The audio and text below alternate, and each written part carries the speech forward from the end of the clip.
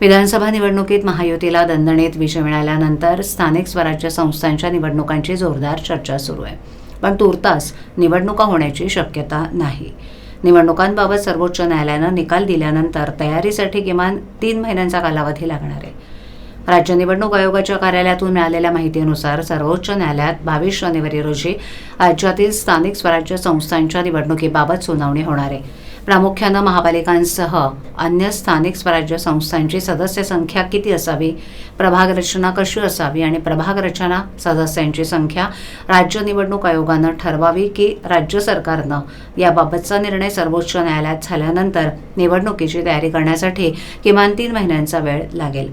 त्यामुळे तूर्तास महानगरपालिकांसह नगरपालिका, नगरपंचायती, जिल्हा परिषदा आणि पंचायत समितींच्या निवडणुका होण्याची शक्यता नाही. सर्वोच्च न्यायालयात 22 जानेवारी रोजी स्थानिक स्वराज्य संस्थांच्या निवडणुकीबाबत सुनावणी होणार आहे.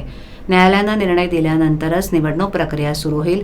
स्थानिक स्वराज्य संस्थांच्या निवडणुकीसाठी मतदार याद्या तयार करणं, प्रभाग रचना आणि ओबीसी आरक्षणाची अंमलबजावणी इत्यादींचा विचार करता निवडणूक तयारीसाठी 3 महिने कमी पडतात. त्यानंतर मार्च-एप्रिलमधील शाळांच्या परीक्षा, उन्हाळा लक्षात घेता निवडणुकांसाठी पावसाळा उजाडतो. त्यामुळे पावसाळ्यात निवडणुका घ्यायच्या की नाही, पावसाळ्यानंतर याचा निर्णय राज्य निवडणूक आयोग घेईल.